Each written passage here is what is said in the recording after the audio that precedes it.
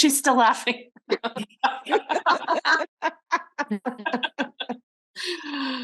That's so funny.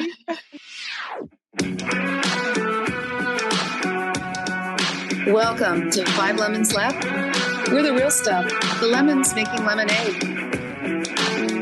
So pucker up, because we're going to be discussing our life's lessons and the nitty-gritty details of our spiritual journeys.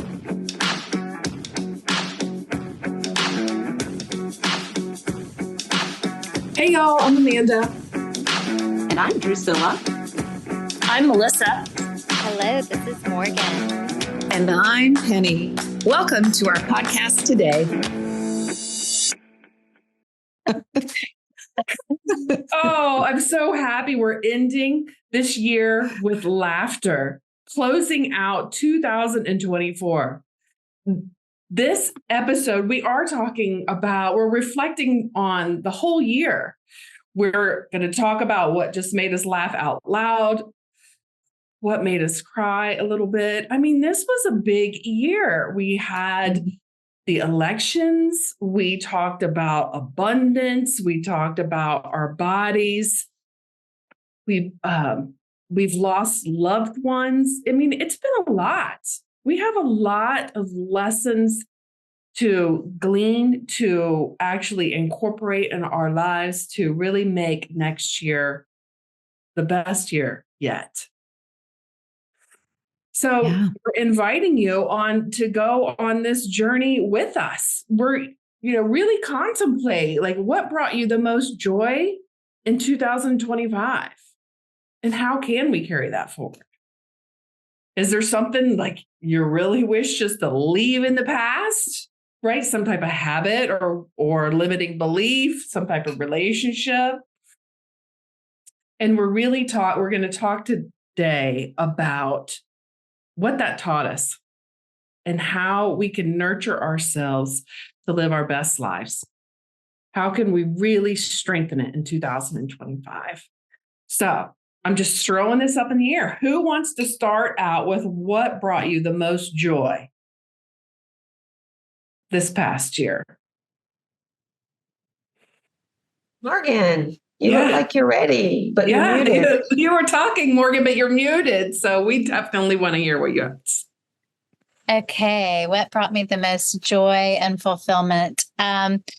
I have to say, when I was journaling on this question, the very last thing that came to me was like exclamation points. I lit up and I was like, oh, I can't believe this is the last thing that occurred to me. But Keepa brought me the most joy and fulfillment, the little puppy that we rescued in May, and getting to watch her little milestones because she was 3 weeks and 1 pound when we got her, and she couldn't jump up onto the couch or off the couch, and she couldn't, all the different things that she couldn't do to like watching the milestones of a child learning to walk and stuff like that. It was just fun. And our little Costa Rica adventures with our little Costa Rica puppy was definitely one of the most joy-making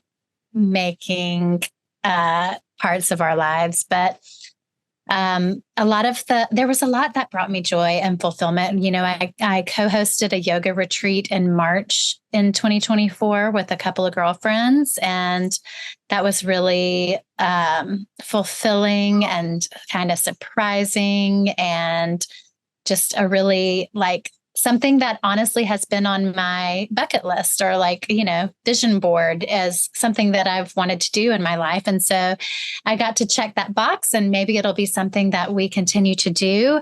And that was a lot of fun, and that was a great experience. And some of the more meaningful things was reconnecting with some of my friends that the friendships kind of wavered for a spell there with all the transition that John Mark and I were going through over the past 3-4 years with giving up alcohol and moving to Costa Rica. And, just friendships can get a little wonky when your relationship is a little going through some wonky stuff. You know what I mean? So reconnecting with friends that I kind of had started to question like if they were true friends, and realizing, that a lot of that was probably in my head and a lot of like my own stuff. Like, so having some resolution around that was really fulfilling and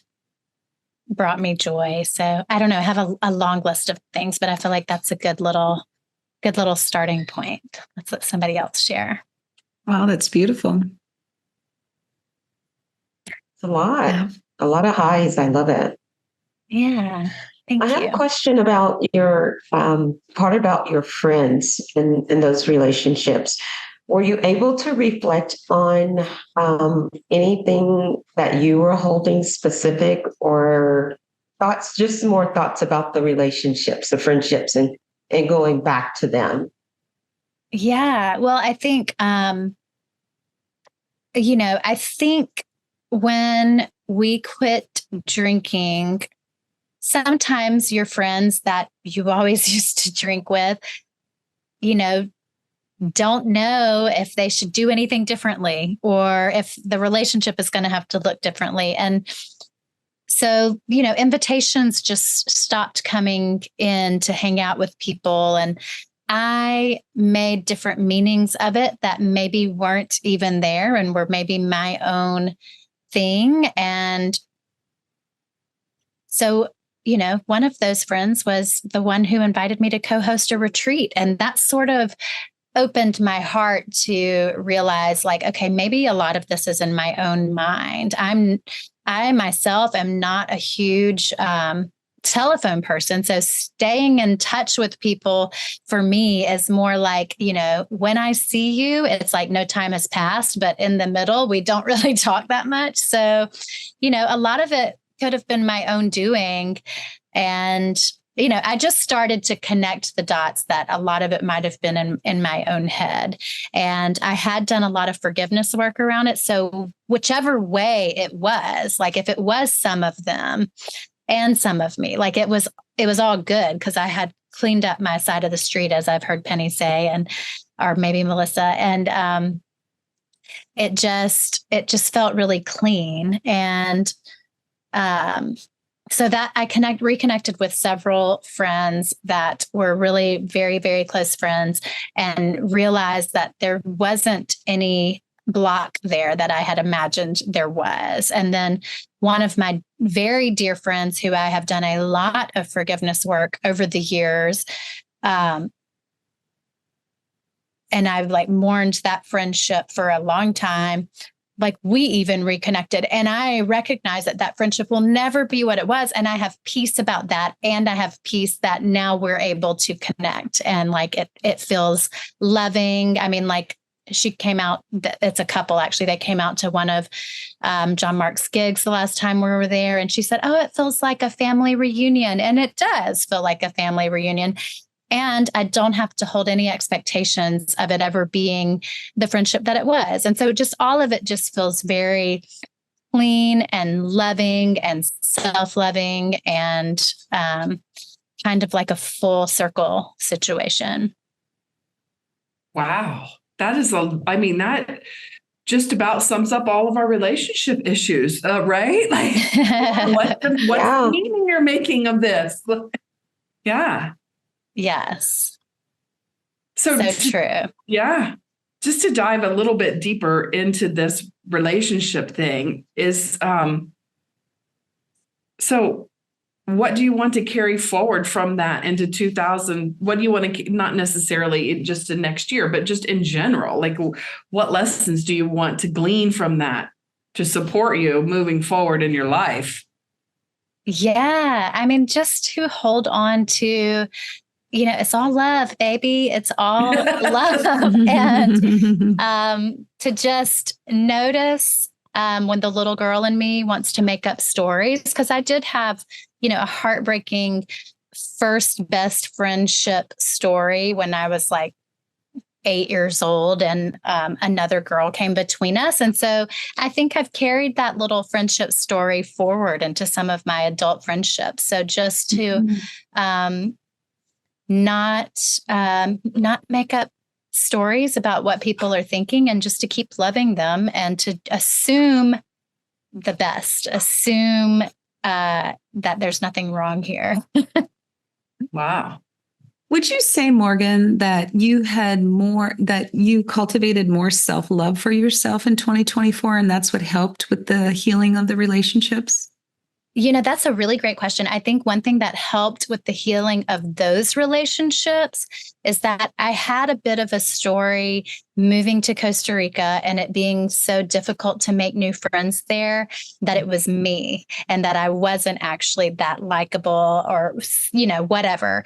And this year, I really started to connect with a few really good girlfriends. And I think that process of making those good friends cleared up whatever that was, which then cleared up the path to be able to reconnect with my former friends. I don't know. I think it was all connected, if I had to guess.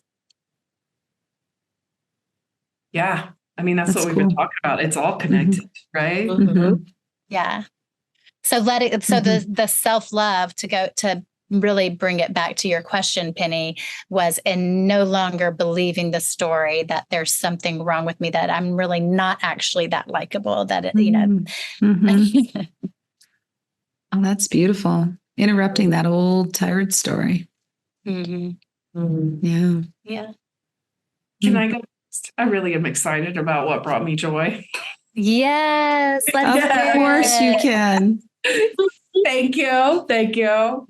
Because, now I get to talk about my horse, River. Aw. And anytime I can talk about my horse, River, I'm down with that.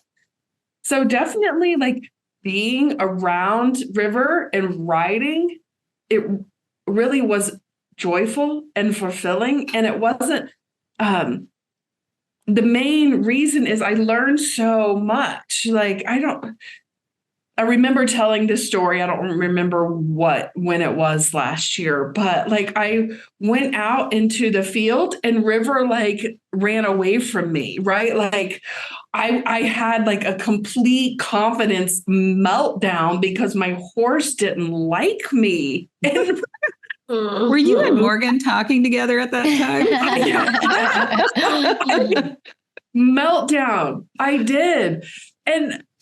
And then just learning that River was being a horse, and then Lisa, my friend, is like, look at that confident horse. It was a complete change in perspective, right? So I got to learn that lesson with him, and it was just so nice. And I have to say, he does he does walk up to me now when I come out in the field, which is very satisfying. And if he doesn't, if he's just having a little snooze or whatever, like I don't take it personally, right? It's just a whole different vibe. Mhm. So that's the pattern of the mind is really what made me think, What was the perspective that you changed, Amanda? I didn't quite catch that.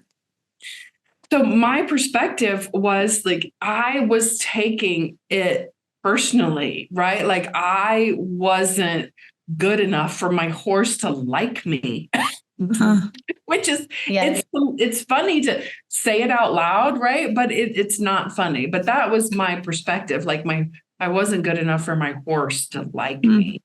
When my horse was actually just becoming more confident to be around me, right? Like he's like, I'm going to show you I'm a little, he's a gelding, but so he's, but like, I'm a little rebel. a little rebel. Yeah. Once I got over that, our relationships really started shifting. So it really brought me a lot of joy. And it's a spiritual practice. And I also claimed that it was a spiritual practice to be in his presence because horses are so psychic. I didn't want to take my stuff there. So I just have so many lessons. I could go on and on. I'll just give you one more because I love talking about my horse. I just want to. Yeah, go ahead. Ask questions, and then I'll do one more. Mm-hmm. Well, yeah. So I did want to know, well, what were some of the things you did specifically to work through that? That particular issue, like as soon as Lisa said, look at that confident horse, I was like, this has nothing to do with me. right? Like I Mm. was putting all that stuff on River. And that wasn't what River was showing me, right?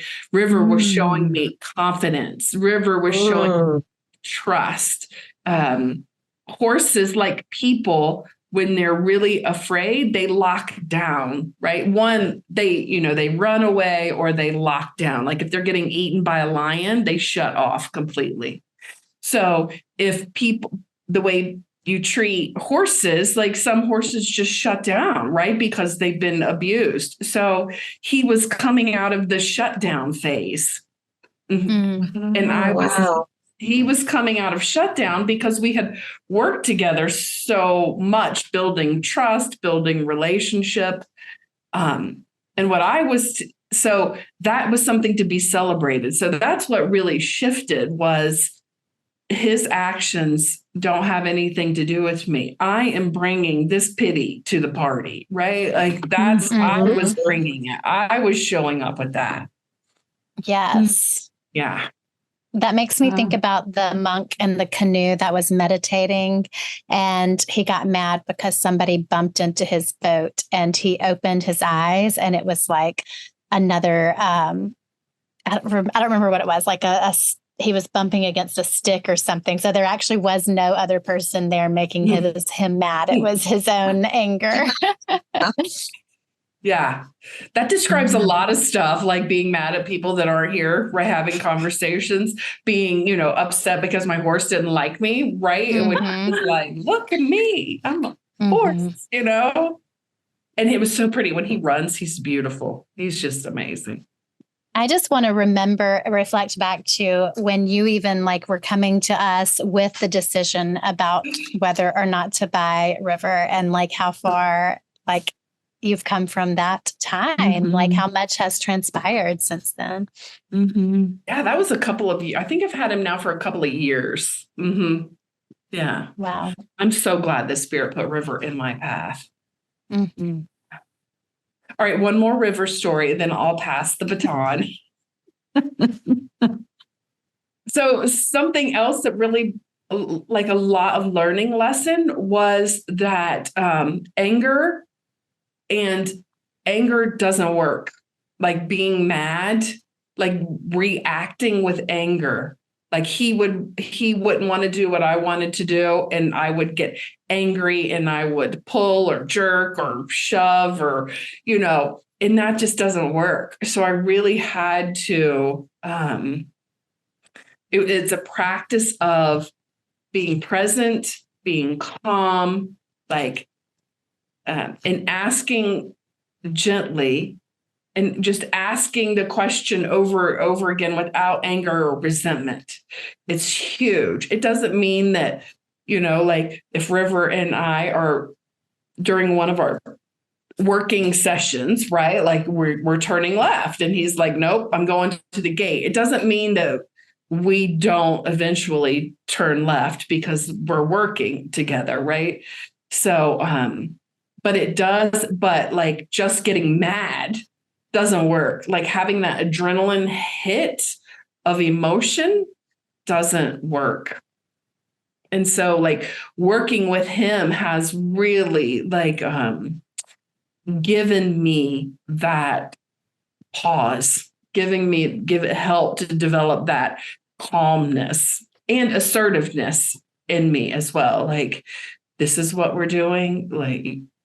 This is what we're doing. This is what we're doing over and over and over again until it happens the way that it should happen.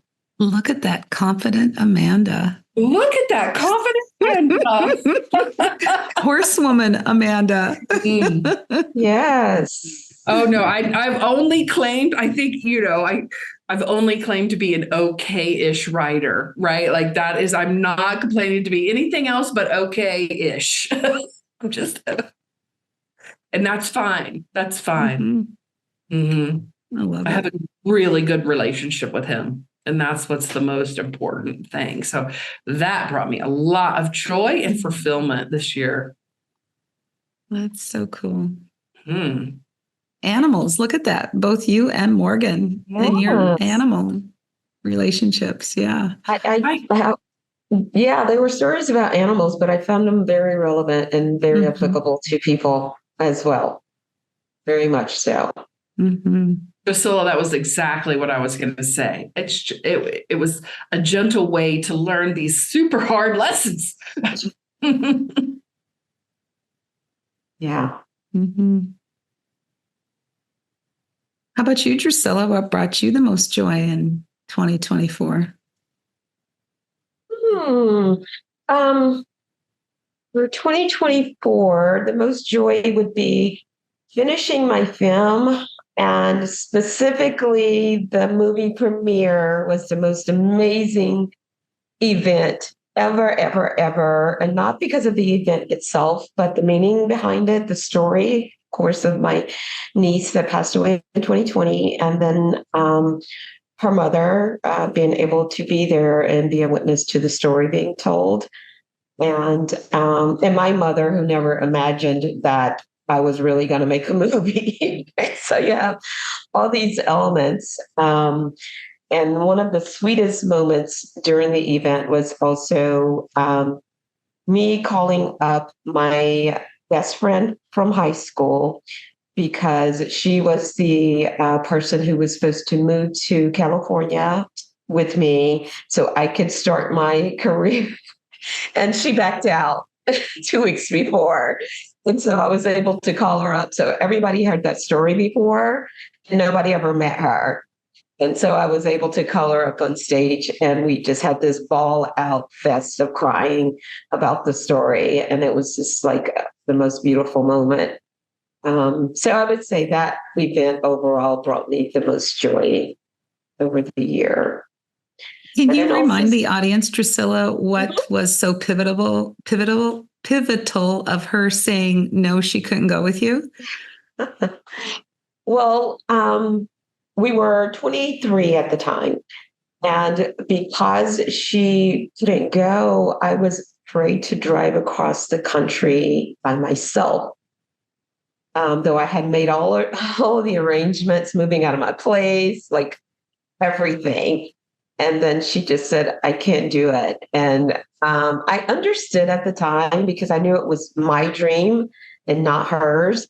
Um, and so I just went on to do the professional thing, worked in HR, got my master's degree, and lived my life. And then it was exactly 30 years later that I actually, produced my first film, and then the second one. So That is yeah, so cool. that's 30 years later. Talk about not giving up on a dream, Drusilla. How did it I like? gave up. I Yeah. surely did. So Well, manifested, didn't it? well, yeah. So the passion was there, the interest was there. I still loved movies. I loved the art of filmmaking. I took screenwriting classes here or there. And so it was all there. Never thought that I would actually do it, though. I will say that. And it was that I went to this life coach, and she, without knowing that story, said to me, oh, whatever I had said to her, that's interesting. Have you ever thought about being a filmmaker? As a matter of fact, Yes. And literally, she had connections in the film industry. So 2 weeks later, I was out filming the first documentary. So to me, that was just spirit nudging all those different places. And finally, me being in a place where I was still enough during COVID, right? Mhm. That I was still enough to listen and hear what I was truly supposed to be doing. Mhm. Yeah.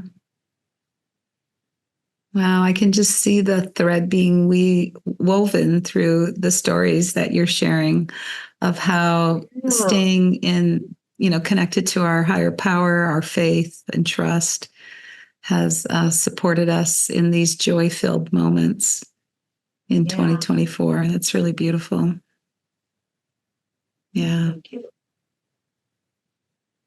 Yeah, for me, I actually, one of my most challenging things is to really like figure out what brings me joy. And I actually was kind of challenged with it. And then I got a little help, and and there's so many things that now, as I reflect back, has brought me joy. But I think the one thing that brings me the most joy is just to support people in unlocking their potential.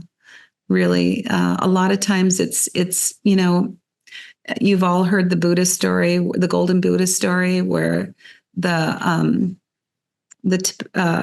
no, it was in I'm not sure where it was now. I can't think of the exact place, but it's a real life story where there was this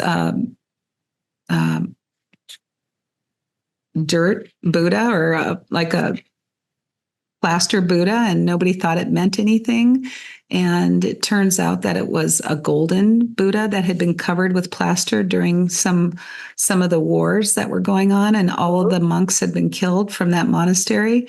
And then when they were moving it, they thought they broke it, and actually they had just started chipping away the plaster and the mud, and they found this beautiful golden Buddha inside. And so for me, I think what brings me the most joy and what I'm really passionate about is helping people to chip away all the crud and muck that we've plastered over our true selves, our beautiful selves. And I'm chipping away the plaster off of me too. All that stuff that I have, like you were saying, Morgan, or was it Amanda, about the stories that we make up? It was Morgan, the stories that we make up about things, and they're really, not true. So, I mean, family support, supporting my kids, my daughter's wedding, that was really wonderful. That brought me a lot of joy to be able to, support that event and have all the people come for that. There's just been so many great things. And I one year I even did like this jar. I had a quart jar, and every time there was an event that was like really meaningful to me, I would write it down and put it in the jar. And I didn't do that this year. And I think I want to do that again next year, because then I can just open the jar, dump it out, and I can see all the things that brought me joy. And I don't even have to reflect back. I just have to read the paper. And so I think that's something that I want to do in 2025 to keep this energy going. And to remember that I don't have to like do this. Okay, what in the hell brought me joy? That's a great practice. And I'm so glad that you're saying that, because I think that is this, it's this like kind of unnecessary burden that we put on ourselves. Like we have to think of these big monumental experiences that brought us joy. And it's often the simple pleasures that bring us the most joy, the day-to-day moments of life. Like, you know what I mean? Like it could be your morning quiet time, or cooking, Thanksgiving dinner with your daughters in the kitchen, or, So I'm glad that you said that, because that reminded me that a lot of the things that really brought me the most joy weren't those big things like the retreat, which it did, of course, but it is, the taking the dogs for a walk and going on our little motorcycle adventures, John Mark and I, on Sundays to explore, and visiting my family, and, those kinds of things. Yeah. Like every time you come home, your pets are so excited to see you, and they just saw you an hour ago. I mean, literally our dog Teddy will he's so excited. He's like, get to you. And it's like so cool that when he does that, it does warm my heart. Yeah. Yeah. And I want to acknowledge your share, which I think is really moving, that what brings you joy is to support people in unlocking their potential. I really feel that. And I love that. And I think that is definitely also your gift. And what I find personally is that a lot of the things that bring me joy are the things that I have resistance to, like, going and teaching a yoga class, like when people would show up and the classes would be full and we would get through the process. And at the end, like I would feel so filled up and so fulfilled, but I would have so much resistance, like getting my butt there and like preparing the yoga class and stuff like this. And there are other examples like that like, I just create all this resistance around the things that bring me the most joy. It's interesting. Yeah, isn't that interesting? We just stop and ourselves. I also wanted to add, Penny, that not only did I feel like that is your gift, but it's also what helps chip away what you were. And I think that's the same thing that Morgan was saying. Like I've seen you blossom so much over this past year, and I don't even think that you can see how monumental the shift is. Amazing, like truly, truly amazing. And I mean, so we're really, really blessed to have you as a part of this show. That is one of my other, I think the joy that brought me this year too is just recording this podcast. This has been really wonderful. I'm really enjoying it. Me too. Yeah. It's helping me to grow and learn tremendously. Me too. Yeah. Okay, we better stop talking soon because I've got a lot of Post-its already. I'm just joking. Well, let's take one final crack at like, what do we want to leave in 2024? Let's just take one more crack at this. Okay, I know. Yeah. Thinking that I know what's best for others. Oh, ouch. I want to leave that in 2024. And providing my input without being asked. I want to leave that in 2024 too. Wow. Those are good things to leave behind, Penny. Yep. Those are really good things. Yeah. I could feel that land. I can feel that land hard. Yeah. How about for the rest of you? I want to leave behind my addiction mentality. Oh God, me too. Like the ruminating over whatever that I think that I need to do without now. Because I have like left some behaviors behind and still my mind like attaches to something else that I think that I need to leave behind. Like, so right now it's sugar, right? So that's just an example. And I looked back over the last several years, so many destructive habits I have let go of, and my mind still like attaches to something. And not like I'm finally figuring out it's an addicted mindset, right? Like, like a needing, craving, wanting that. So I would really like to leave that in 2024. That sounds great. Yeah. I mean, between all of us, and I just want to say, Melissa's not here today, and we certainly miss her and send her all kinds of love. I would love to hear all these things from you too, Melissa. But we'll get caught up on our next episode with more stuff. What about you, Drusilla? Anything you'd like to leave behind? Gosh, I don't know. Apparently, there's too much that I can't even wrap my. Well, I know one thing for sure. It's just entered my mind, and I don't know exactly how it's going to sound or how to present it. But this year has been the first year that I've spent so much time thinking about finances, and I don't like thinking about finances. I've never had to, and it's just been a thing this year. But I don't want it. I don't want it anymore. And so, so I guess the root of that would be that at least the second part of this year has been, and probably more than just finances, coming from a place of lack. Things have been all over the place with the family stuff, family relationships, as well as, my sister being sick, and then some financial stuff that's just unsettled. And so I'd like to leave all of that behind, and I like to be more abundant in all things and all ways as I have been before. Yeah. Yeah. I feel the same way. I feel I'd like to leave behind this abundance yo-yo of feeling very abundant and then feeling very restricted and then feeling very abundant and then feeling very restricted. So I'm with you on that for sure.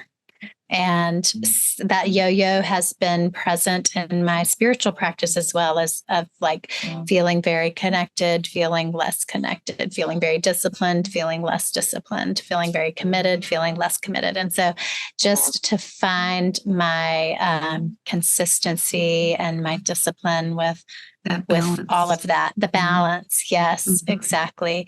And also just to really be okay. So what am I leaving behind? Just the being bothered and being like antagonized, letting myself be antagonized, taking things personally, and really having a short fuse, particularly with the people I'm closest to, my husband. And like, I really want to put the principles into practice. And I do it sometimes, but definitely not perfectly, and definitely not with the consistency that I would like, and that, my loved ones and everyone deserves my full loving presence. So, yeah. I love that you said that, Morgan, because that's one of my goals for 2025 is to keep my my rituals, my routines that I've set up for myself consistent. And then it's like non-negotiable. Yes. Because I have the last couple of days I've been testing it, of course, because I'm a human being. And when I think that I can skip my morning routine, my life does not turn out as good as it can when I do my morning routine. So that's one of the things I want to carry into 2025, because I was pretty consistent in 2024. And I want to keep that non-negotiable, that my morning routine must occur so that I can live happy, joyous, and free, because I don't always, if I don't. Yeah. What a great teaser for our next episode, Penny, right? The next time that we get together, we're going to be, talking about setting intentions, what our intentions are, what our goals are, what our aspirations are. Yeah, that's awesome. So stay tuned, listeners. Stay tuned. Yeah. And think about what yours are too. So we can do this. We're on this journey together, right? We are on the journey together. So is there any other last thoughts that anybody has around joy, leaving behind, anything before I wrap it with my pennies Post-its? I think we covered a lot of ground today. We did. I'm just grateful for all of you, and just echoing that, you all bring me a lot of joy, and our commitment and consistency with doing this podcast has been one of the best things about 2024. Yeah, and we're going to continue to shine and thrive in 2025, right? So here's my first Post-it. Self-love starts the healing process. It's all connected. It's all connected to love or lack of love. Or lack of, yeah. Oops, my headset's falling out. Oh, and I loved when you were talking about River, Amanda. So changing your perspective changes your experience. Amen. I thought that was really good. And then I'm just going to keep this one like hanging around, like, look at that confident horse. Oh, look at the little horse I drew too.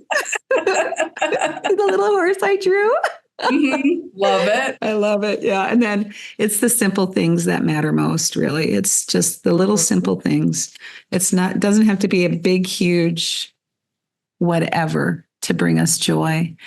And so as we close down 2024 and we look forward to the new year coming, just pause, take a breath, and really ground yourself in what brought you joy in 2024 and focus on that and focus on what you want to leave behind and what you're going to take into the new year. It's a really beautiful time of year to do that. So for the Lemonettes, just want to say we're so grateful and thankful that you've tuned in 2024. And we're going to keep going every Friday. A new podcast is going to drop and you'll get to grow and learn with us because we're all on this journey together. So thank you so much for listening and have a really beautiful rest of your holiday season and just pause and think of joy no matter what's going on. Thanks, everyone. Have a great week. Bye, y'all. Bye.